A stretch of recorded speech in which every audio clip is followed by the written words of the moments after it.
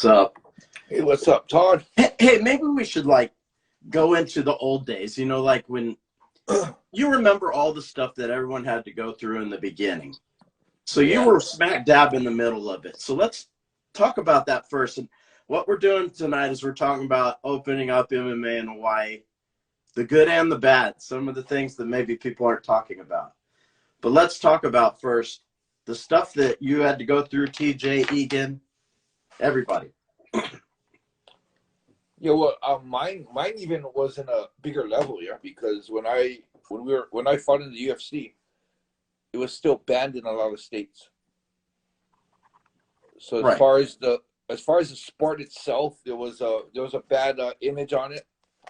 So, I mean, Hawaii also had its problems trying to legalize it and making it a real sport. But in the whole nation, it was like that.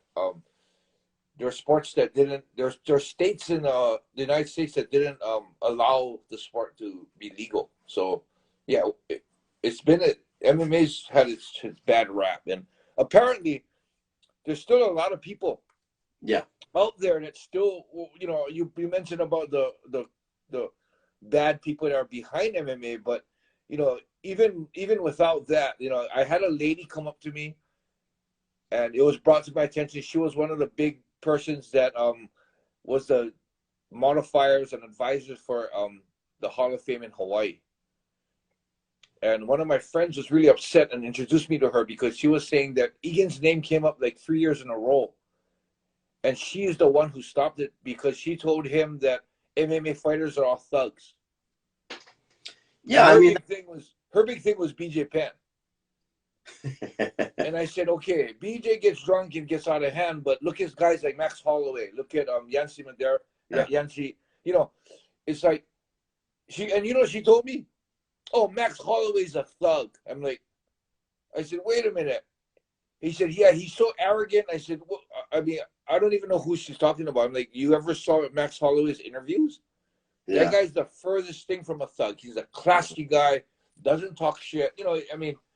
He's a God-loving person. There's so much things good about the UFC. And there's just this brand that, MMA guys, MMA is not a good thing, whether it's the people behind it or the fighters that just so happen to come out and make a bad name for MMA. It's ridiculous because it's like the stigma that people are putting on MMA fighters because there's few bad eggs, like why they should shut down all the churches because they're all pedophiles.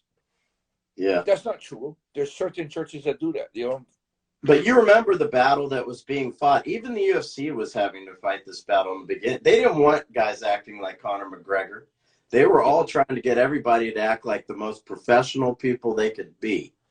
And that was true in Hawaii, too. TJ was trying to do some of that, although he did some of the rivalry stuff, too. But, he was trying to fight the same thing. These guys are guys that have families and want to live their life, and they just happen to compete in this kind of thing. It's people. He was fighting that same battle. Yeah. So I think at that time it was different. And, what I was kind of talking to you about is that over the last maybe 4 years, there have been some high-profile arrests on Oahu, and all these guys are kind of, you could tie to local MMA, and these were pretty large arrests, including Mike Miskey. And I think the people that don't like MMA were like, see, now's our chance to put our foot down on this again. Yeah. And he's not there to fight it, the battles in court. He was the one who was always fighting it. No matter who was screwing up, it was mostly him and Pat Freitas that were having to go in there and, dick around with the local legislature. Now he's not there anymore. TJ's off doing his own thing now. So, whatever these other people screw up, if people get busted and, they're affiliated with different local MMA events, there's going to be nobody to go to the courts and try to make this all look good again, unless they can find somebody to fight that battle.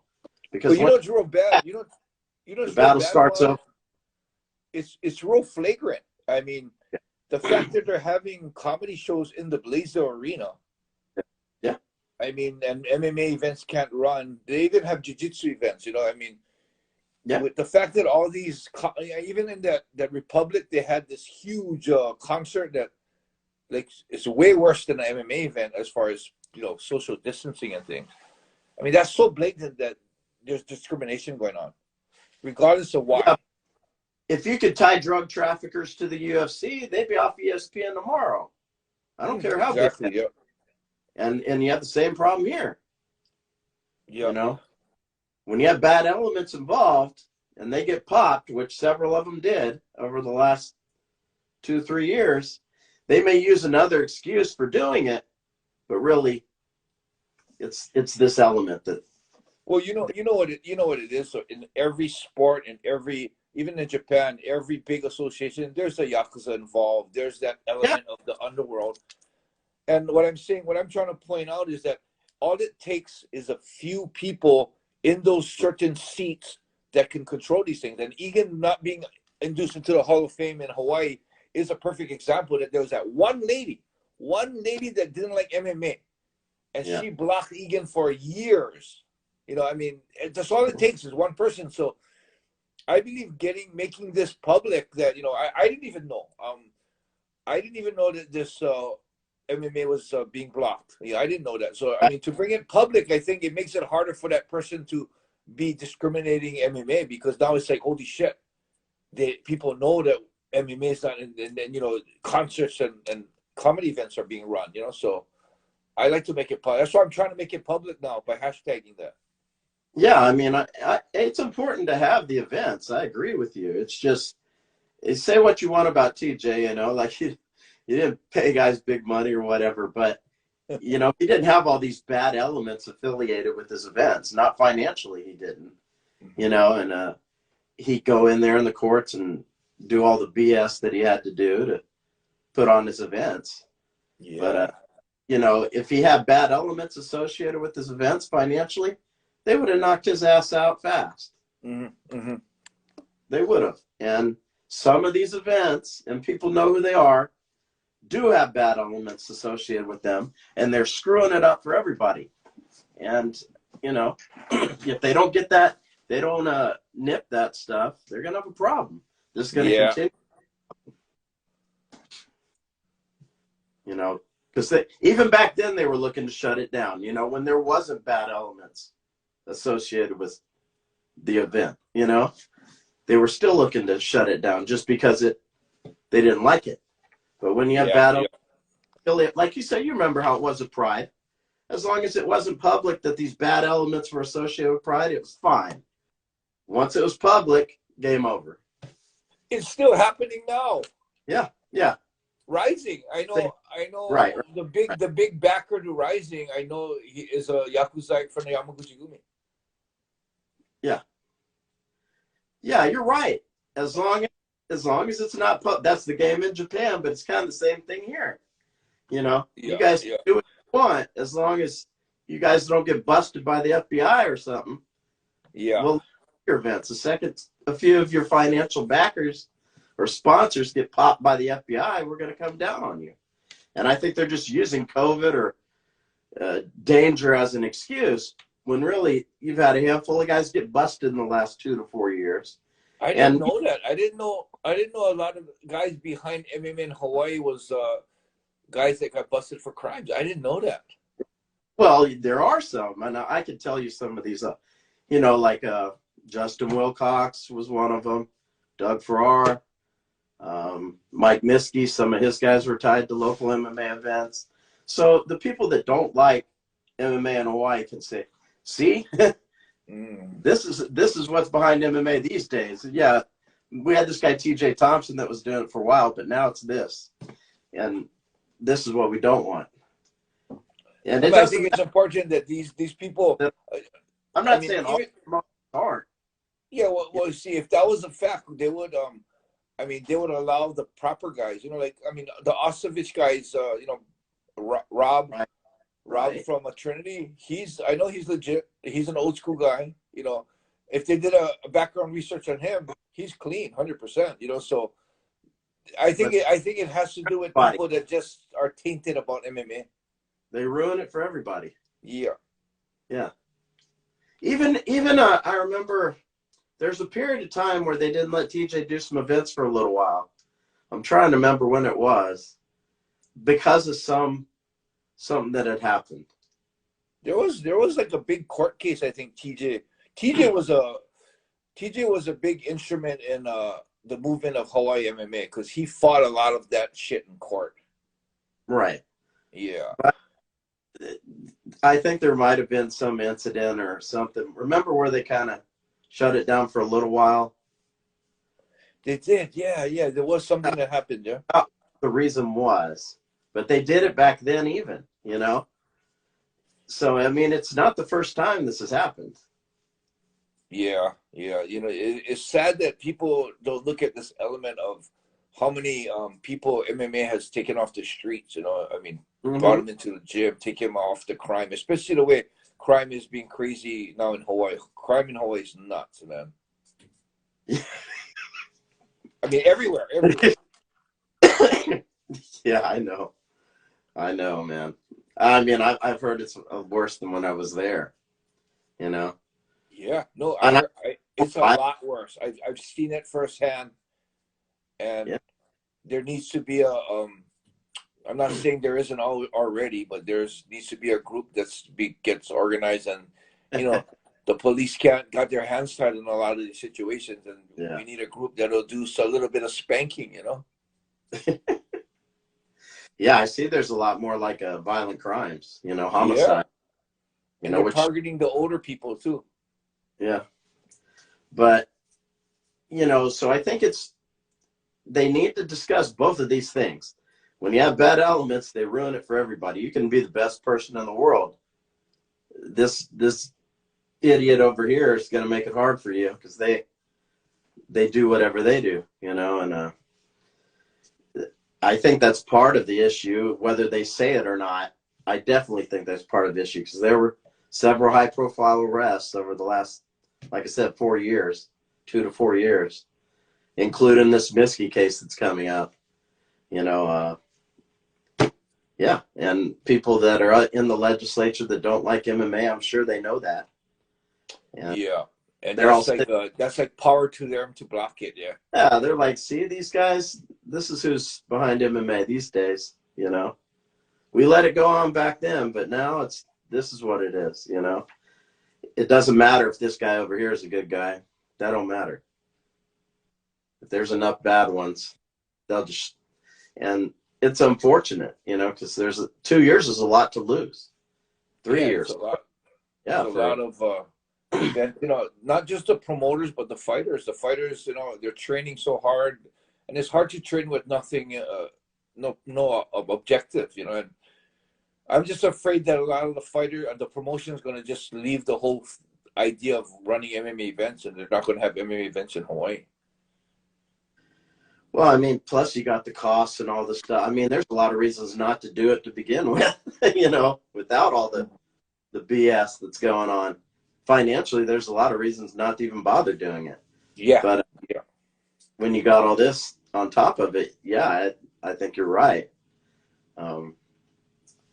Yeah, what are you hearing? What are people telling you? I mean, you said you just heard about it. Yeah, I just heard about it, and well, the first thing that popped into my head wasn't the avenue that you're thinking. I never knew I didn't have that information that you have. But my whole thing was, what flashed into my head was a situation with Egan. I mean, Egan was, I think it was like 5 years prior, and every single year his name came up to be induced into the Hall of Fame of Hawaii. And the fact that the lady blocked it, you know what was real funny about that whole situation? She came in to talk to me with this real stink attitude about how bad, you know, all MMA fighters are thugs, and almost insinuating she knew I was an MMA fighter, and she kind of was talking to me like I was a thug too.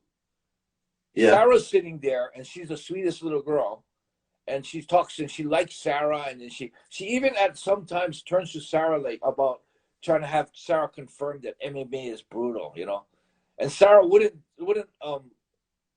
agree with her. But Sarah has a very good way of words. It just says, you know, yeah, that's your idea, but this is how I feel. And this lady kind of fell in love with Sarah, And what really took the whole cake was at the end of the whole when she was almost she was moving a little bit like, okay, maybe I'll take another I think about it. But at the very end, before she was about to leave, I said, and you know what? One more thing. She was what? I said, you know, you like Sarah? She goes, yeah. I said, she's an MMA fighter, and she just almost fell off her feet. She was like, no way. I said, yeah, she's an MMA fighter. I showed her the video. She was like, oh my god, and that changed her mind. A year later, Egan was induced into the Hall of Fame. Crazy. But I mean, go through some of this in Japan with yourself, you know. Some people think, oh, Enson's bad, you know. It doesn't matter all the good things you've done for people there. Exactly. There's people who think this guy's a bad guy, you know, and it's just because maybe one or two things that happened, and that's all it took. The rest of your life, Enson's bad. Yeah. Know? Oh yeah. I still get that stigma. I get that. I don't. You know. I don't go out at night anymore. I'm not in the nightlife.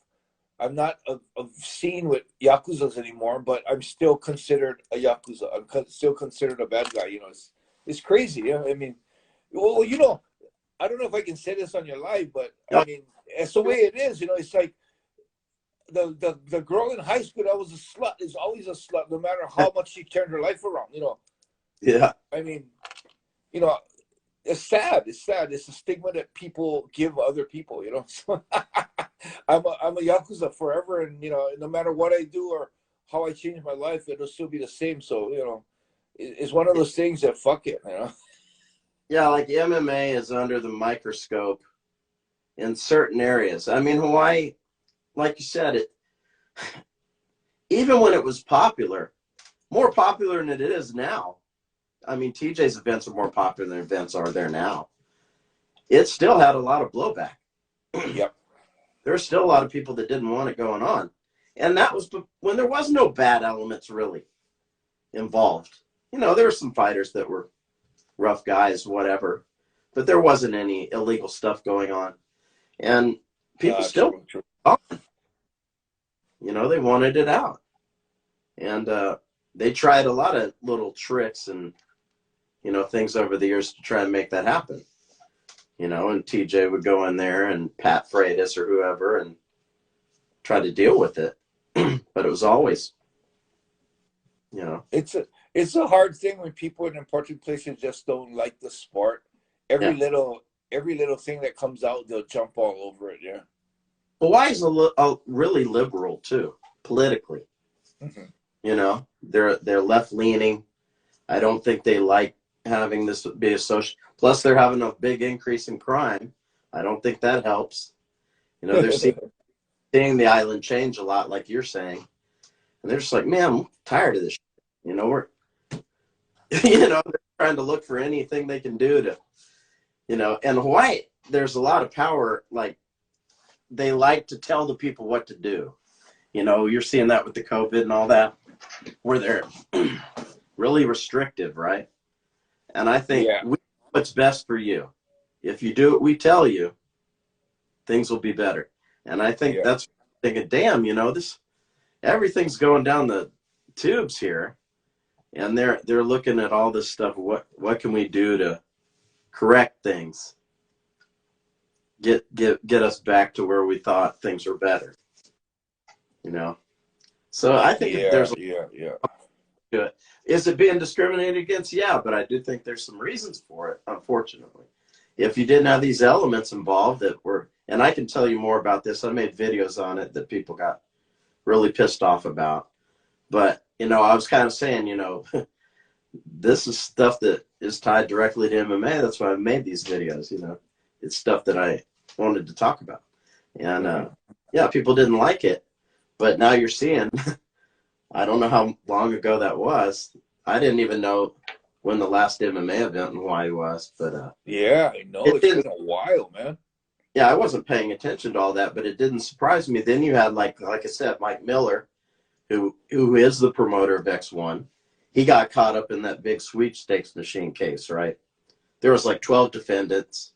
FBI busted them, and they got off on a technicality, you know, like there were some mistakes during the investigation that their attorneys did their job, you know, pointed out these errors in the, you know, and the lead prosecutor, what's his name, Kaneshiro, Keith Kaneshiro. He's Oh in my God, he's in. hot water too. So it made, you know, they took some shots at him and, you know, pointed, and now, you know, he's under investigation. But so they all got off. But you know, he's the promoter of the biggest event on the island. Yeah, yeah, yeah. Fucking crazy, man. You know, so, like, and several of his people that were affiliated with his event, like I told you, Justin Wilcox, Doug Farrar, who I knew, they got popped on some very large drug busts in the last 2 to 3 years. You know, went away to prison for I think 20 years, both of them. So yeah, these guys were financially associated with X1 as well. So yeah, when you got Is these X1 still around? well, I see them on social media. I'm sure they'll still do events. You know how it is in Hawaii. Everything's a front for everything. But as long as it isn't public, as long as you guys aren't getting investigated by the FBI, it's not a problem. But you know, when you have these bad elements in there, it's going to get used against you, and I think that's what's happening now, for better or worse. People may not agree with it, but you know, It is funny though how Pride and Shuto and all these big events in Japan are all backed by Yakuza. And pretty much 90% of the public in Japan know that. Everybody knows that. mm-hmm. But the minute it gets public, Mm-hmm. Fuji TV jumps ship, all the sponsors jump ship and don't want to deal with it. I mean, it's crazy, man. It's the same Everybody thing. knows, but once it's public, it's different. Yeah, it's the same thing. It's just like with athletes, right? You got athletes, like high-profile athletes. There's probably people that know that they're doing this or that in their private life. But as long as the public doesn't know, the sponsors don't care. You know, but the second they do something to embarrass the sponsor, they're out. Yeah. It's the same thing. I think Hawaii's just using an excuse Mm-hmm. of, okay, we think COVID or we think this or that. But I think they've seen some things out in the last few years that they didn't like. They didn't like the sport to begin with. You know that. I know that. Yeah, exactly. Yeah, that's a big thing. So it's kind of like just giving them a free pass to make trouble for the sport again locally. Well, if BJ becomes governor, maybe we'll have more power in MMA. Yeah, TJ going to run for governor? He is. Is that? Are you serious or no? No, I think did you see his Instagram recently? No. He's seriously running. He's trying to run. I think his name will be in the ballot. Let's get him on here. You didn't know that? Nope. Let's see if he joins us here. If TJ's going to run for governor, we need to be involved in this. No. No, he is. I think he is. You know. Well, I know. Oh, BJ. You mean BJ Penn? I thought you said BJ Penn. Oh, I thought you said TJ Thompson was going to run for governor. No, BJ Penn, bro. Yeah. Oh, Trinity just joined us. Maybe he can jump on. All right, I'll let him in. I'll be fair. They're the one who brought it to my attention, actually. Rob and Bob. If he follows, okay, he's here. All right, I'll let him in. He might disagree with me, but that's fine. Trinity, I invited you this live if you want to jump on it.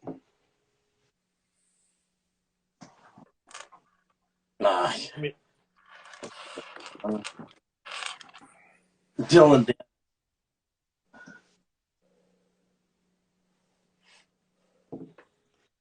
Yeah, let's see if we get Penn for governor. Well, I mean, why not? I mean, it's not a bad idea necessarily. Hey, Rob, what's up?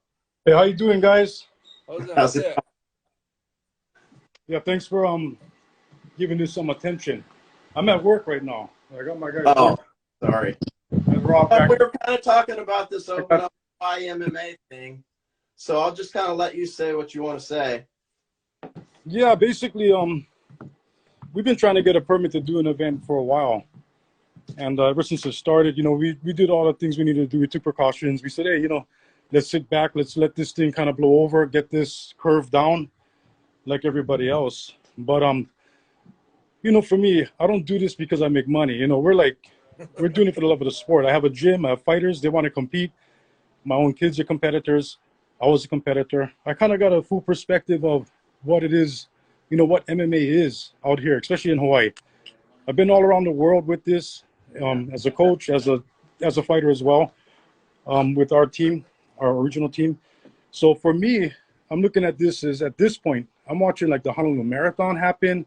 I'm watching these huge luau's happen in Waikiki. I'm seeing, kids sports happening, all this stuff.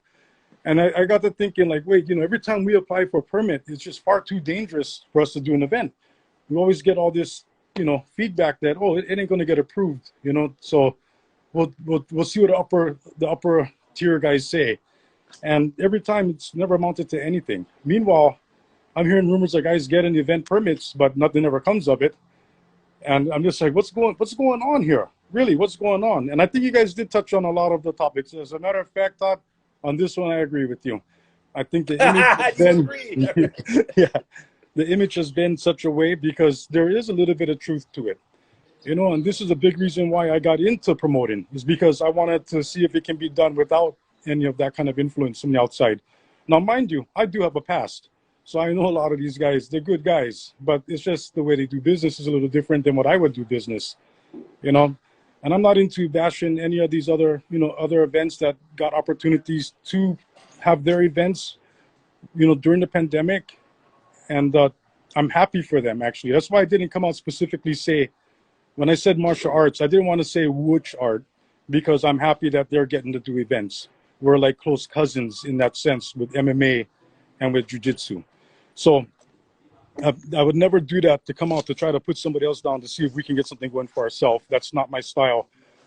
So I didn't mention that, what it was. But here on the podcast, since I'm talking, I can at least clarify that, there have been those tournaments. And to me, it don't make no sense, because MMA, you got 15 fights. That means you got 30 combatants that really need to be in real close touching contact with each other. Okay, now that's, that I could see would be considered dangerous, right, in today's terms. Mm-hmm. But you got to figure, our athletes are all tested. They're tested for hepatitis, HIV. They're tested for, what they need to participate in a sport. So we're already regulated. If you want to throw in a test for COVID, I'm fine with that.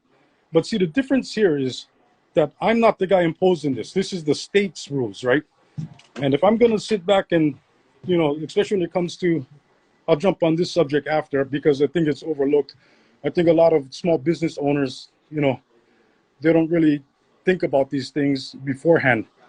But we got some laws that are in place that's been around before COVID, the HIPAA law, about medical privacy. Me as a small business, to have to ask people who's coming in, what's your vaccination status, could get me in trouble with the law. The law is still the law.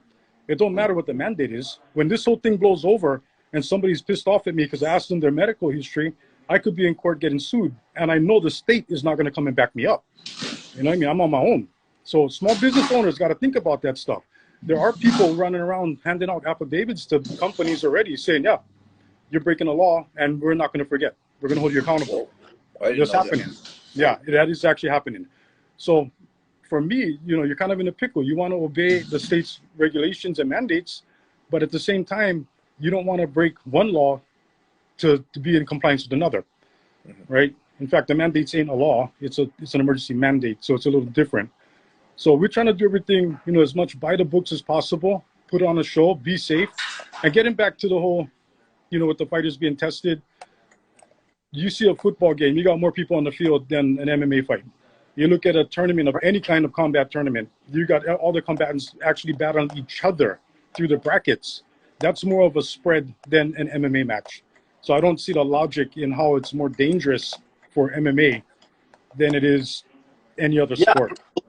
I don't believe it. It's got to be something else. Yeah. I mean, I just drove over here to work, and I'm driving past Diamond Head, and they got a big park over there in that Diamond area by Diamond Head.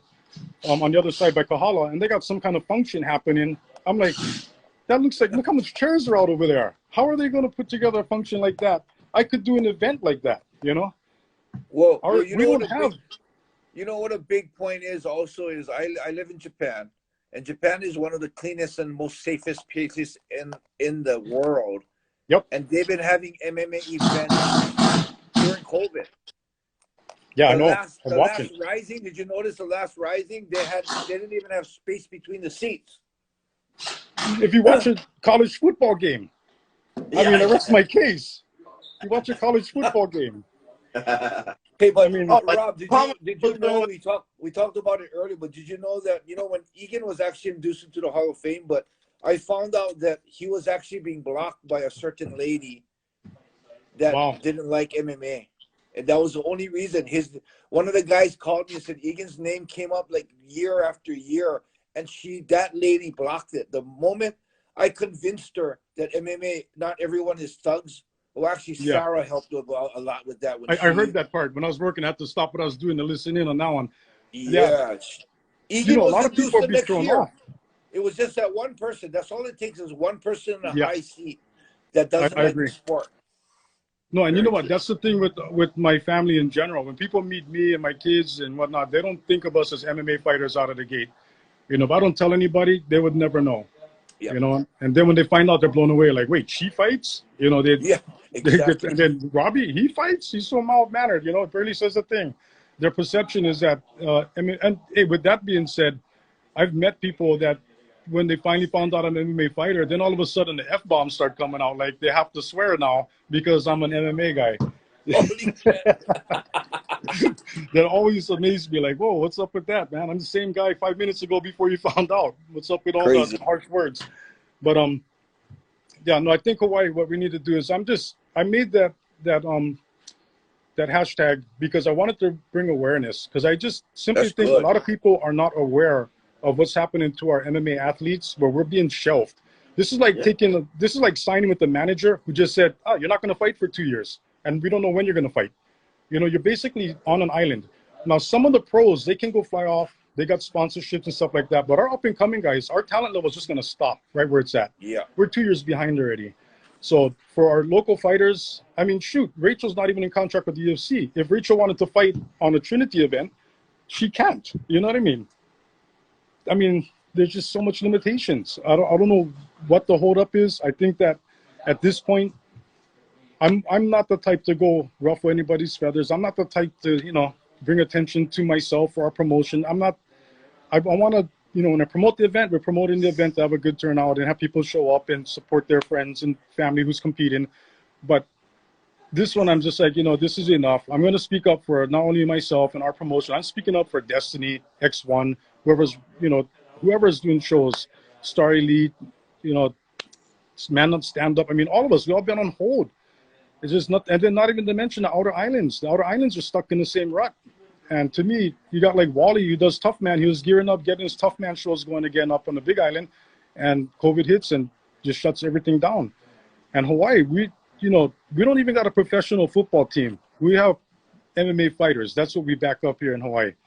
And to have it shut down, I just see it as it's a disservice at this point. There's got to be some kind of resolution that. Or something. We got to do something, but I think the first step is awareness. The more people that's aware, the better chances are that we'll be able to work something out. And from my understanding, the old administrator, the guy who overseen the DCCA MMA, Alan is retired. So right now, we don't know which way this is going to go, if it's going to benefit us or not. I think it will actually, in the sense that there's no political ties now. Now we're starting on a clean slate for everybody. And if anybody thinks putting on an MMA show in Hawaii is easy, it's not. We're overregulated out here. We got to have ambulance. That thing cost me $2,500. Venues are through the roof. It's crazy what we got to pay to have a show in the venue. The insurance that we got to have for each fighter, not just the general insurance that we used to have. Now they want us to insure every fighter. So now it's another type of insurance on top of the general liability.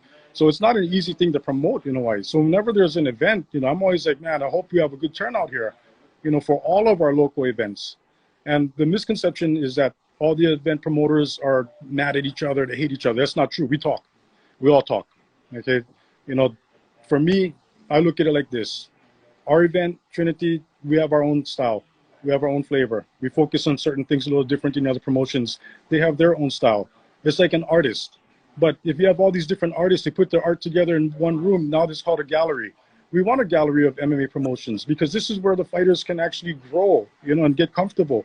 Not every promotion can support everybody in the state. We have too many fighters. So to have multiple events is really important. Yeah. You know, as long as you're not clashing and stepping on each other and being mean, then it's great, you know. And I just want to make that clear because I think a lot of people get caught up with talk behind the scenes, which isn't factual a lot of times. A lot of it's rumors or just talk, you know, people talking don't mean nothing. So I want to clear that up. Need to do? Huh? Have they told you you need to do this to put on an event?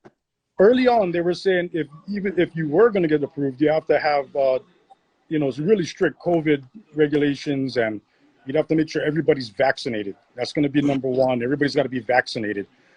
Yeah. Wow. I'm just like, that's not even none of my business. You know, Right. I'm not going to ask somebody if they're vaccinated. That's their personal choice. I'm not going to get into that mess. That I don't desire to do any of that. If the state wants to bring people to my event to regulate that, I think that's more appropriate because they'll be the liable party, not me. I don't want to be liable. That's open up a can of worms for any small business. And right now, with the way things are going with this administration, yeah, it looks like a pretty safe thing to do. But hey, the pendulum can swing the other way. And if we get a different administration in and they look back and they say, wait, some of these HIPAA law or HEPA laws, whatever you call it, has been violated, I don't want to be standing there who have participated in that. To me, that's just breaking the Good law. to know. Good to know for me. I own my own business too. That's why. Yeah. Yeah. Gotta be careful. They haven't given you steps to a resolution, so to me, it just sounds like they don't want you to have an event. Yeah. And I don't believe it's because of COVID. I don't believe that. Well, I like to give people the benefit of the doubt. What I can see here in Hawaii is a lot of people are more worried about covering their own rear ends. So nobody wants to, you know, go out there and put it out there and say, you know, I'm for it. You know, it's easier to just say, oh, no, you know, no, not through me, not on my watch. And I think that's probably more the case. I don't really think that there's any evil intention behind it. I just think that we've literally just got overlooked for 2 years because nobody makes noise. Nobody says anything. So this is why, you know, we started this, open up Hawaii MMA. And hopefully, you know, this thing goes worldwide because I know a lot of fighters, you know, came to Hawaii. They got their MMA career started in Hawaii. So hopefully they look back and realize that the very place that they got started off, you know, we need their help. You know, they're big names now. They're celebrities in the sport. We need them to raise awareness. You know, wouldn't it be great if, you know, all these guys stood up for Hawaii and said, hey, let's get this going again out there. Let these guys do their events. I'm You know, sure they it'd be will awesome. when they're made aware of it. I'm sure they will. All the boys in the Extreme Couture, Tavares, they will all support once they know. Because I didn't know about it until you messaged me. Yeah, that's what I figured. I figured a lot of people are just thinking like, wow, how come MMA in Hawaii, nobody's doing events? It's not that nobody wants to. It's we want to, but the promoters we're tied down. Our hands are tied behind our back. We can't do anything. And on top of that, they want us to pay our licensing fees to renew our license, but yet we can't do events. You know, Fucking it's another $800, and I'm gonna sit on $800 for 2 years again and not be able to do an event. That don't even make any sense to me. Crazy. Yeah. So, you know. Hey, so Rob, I'll be home in February. As you know, MMA has made me who I am today, and I will do anything to support MMA, especially Hawaii MMA. So if you need any help with anything, like, you know, reach out to me. Let me know, man. I'm there to help MMA, whether it's your promotion or any promotion that promotes and helps, you know, kids get off the streets and make a career out of their lives. Yeah, that'd be great, man. Hopefully by then we got something going. Hopefully I got contacted by somebody that is in government, and I got a meeting with them, a phone meeting. So they wanted to talk to me and learn more about what's going on, and I'll just share with them what's been happening to us. I can't speak on behalf of the other promotions, but I know that they've been shut down too. But I don't know to what degree or what they've been told. All I know is my right-hand man who corresponds for me has been getting shut down left and right. And even when I spoke to to Alan personally, it was the same thing where it's like, oh, it's probably going to be a no, you know, and then we don't hear back. So basically, it's a no, right? I don't understand what Hawaii's doing. Everybody else is doing what they want to do at this point. You know what I mean? You know, I travel. I just came back from California, you know, a couple weeks ago, and it's crazy. When I come back home, I feel like I'm coming back to a communist country. Yeah. It's way too strict. It seriously is. And it's like, I mean, everybody's doing what they want. Oklahoma people are doing whatever they want out here. I mean, they're encouraging people to stay. This past year, I traveled to Florida twice. I went to Florida twice. Florida is beautiful. Florida is like, if you want to wear a mask, you wear a mask. If you don't want to, you want to sit at the Hard Rock Casino and gamble all night with no mask. You know, I went to that hotel because of Rachel's last fight. And when I walked through, I put my mask on because there's so much smoke, man. I couldn't breathe. I was like, and then over there, like in Hawaii, if you walk around with no mask on, you get dirty looks. Up there, I have the mask on. People are looking at me, shaking their head. And I'm thinking, no, it's not what you think. I just can't handle the smoke. I had that same situation because when I, in Japan, if you don't wear a mask, you feel super uncomfortable in a store. And when I went to San Diego, I was wearing my mask because I'm so used to it. And everyone's looking at me like, what, this fucking guy wearing a mask? Yeah. But no, it is crazy. The culture's different. Yeah. Hawaii's taken to an extreme. It is. And, you know, the thing with Hawaii, and I always thought about this because I'm like, wow, why is Hawaii so different? For one, we're isolated from the rest of the mainland for the most part. I mean, we can see things on TV, but it doesn't have the same effect when you're living through it and you're actually going to games and going out and stuff like that. And then on top of that, Hawaii, as big as we are with the amount of people we have, what, 1.4 million or something in the state, we're still a small community. So it's real easy to manipulate people into thinking certain things or living a certain way because everybody is by word of mouth. Like my business, I don't even advertise. It's all word of mouth. So that in itself. Yeah, right? So in Hawaii, it's just that we're kind of got that small town mentality. We all care about each other, so we're all going to do what we need to do to, you know, stay within a certain perimeter. And I think that's probably not a good mindset to have under these conditions that we're going through right now, you know? I think right now people need to really start stepping out and start questioning things because, I mean, we accept all these COVID numbers, but who checks them? Is there anybody double checking the numbers? How do we know those are true numbers? I don't know what to believe about COVID anymore, man. Hey, here, the bottom line is I respect everybody's take on it. If somebody thinks that it's a lot more serious than what it is, I respect that. If they feel that vaccination is for them or not getting vaccinated is for them, I respect that. That's called freedom. Okay? The thing I don't like is when people get in my face and want to argue with me about something that really, I don't really care what you think. Do what you do, I do what I do. You know? I'm at a point right now that this thing has affected me with my gym, with my promotion, and luckily, you know, it hasn't hurt me too bad with construction. It's weird. We're in a pandemic, but construction is booming. You look at the island, people are working all over the place. People working double time. Contractors got more jobs than they can handle. And I mean, come on, a real pandemic, people would know not to be out working construction. They'd be at home hiding, right? So I'm kind of at that point right now where I'm just wondering. How much do you think it's affecting the gyms locally? I think it's affecting it a lot. Some gyms are doing well because they're just saying, forget, I ain't going to do it. I'm going to still advertise or do whatever. But for me, I had a few people, especially being that we're a Christian gym, and some people just see that, and for them, it makes them angry.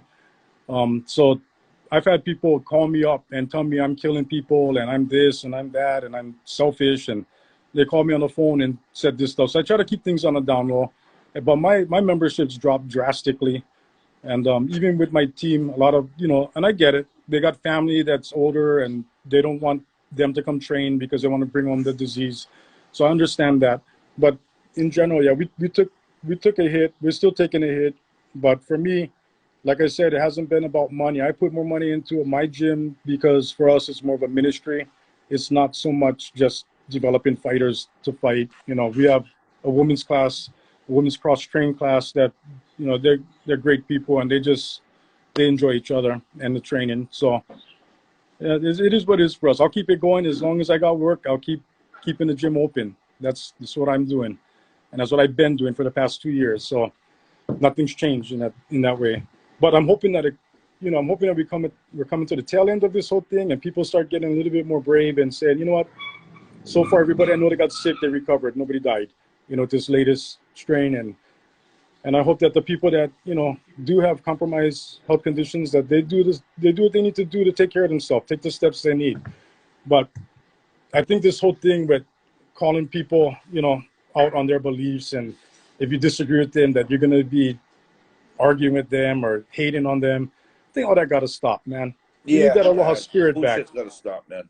Yeah, that stuff got to stop. I mean, we can't possibly move forward as a civilized, you know, community if we got that kind of attitude. What happened to the aloha? Even our news is reported different. You know, it's changed a lot. So crazy shit, man. Yeah. But thank you so much, guys, for giving me a moment to just kind of, you know, share a little bit. Good, man. We'll do more of it. Thank you. Yeah. Thank you for making me aware of the whole situation. I didn't even know. Yeah, and you know, Yeah. I thought about that, and I was like, you know, I bet you a lot of people really don't know. So, you know, what's it going to hurt to raise awareness? So that's, Good job, man. you know, that's what I'm trying to do. I'm still pushing out I know people are getting my messages on Instagram, and they're like, who is this Trinity Sport Combat? I don't know this guy, but it's me. It's me. I'm sending it to like all the fighters that I came in contact throughout the years, all the guys who, you know, obviously could be of some influence to bring attention for the Hawaii fighters, you know, and our promotions. It's a rough time. We want to get back to business. We want to get the fighters back in the cage or on the mats, and really having a vision for the skill set that they have. Some of these guys are so talented and they're sitting idle. They're doing nothing. They have no vision, and they don't got the money or the means to raise funds to get off the island to compete in the mainland. You know, so I think those are the guys who hit the hardest. Like the pros that are already established, they're okay. They're going to do fine. They're always going to be okay. But you got the up and coming guys who just new to the pro circuit, or rookies coming up as amateurs who are about to turn pro soon. It's going to be rough on them, because they got no place to build a resume, you know, locally. Well, I'm in, and if you need my help ever, let me know, man. You know how to reach me. Thank you for replying to my message. I appreciate it, Enson. And when you're in town, definitely let's hook up. Let's meet up out here and we can hang out. Thank you, Todd. Sounds good, brother. I know we never seen eye to eye on a few other topics, but you know, on this one we're on point, man. Thank you. Yeah. Appreciate it. Yeah, I mean, you guys should do more talks about this stuff. I think, you know, whether it's your own lives or whatever, I think, you know, there could be a lot of cool conversations going on about it. Yeah, I just got to be careful, because sometimes I speak without a filter and I don't want to hurt nobody's feelings. So if I did, hey, man, I'm sorry. Same here, bro. Same here. Yeah, I try not. Todd's the champ for doing that. Yeah. Not as big. Okay, guys, I got to run, man. I got to get to the gym. I'm leaving work. All right. I'm running to the gym. All right, You guys have a good one. Dude, take care. Bye.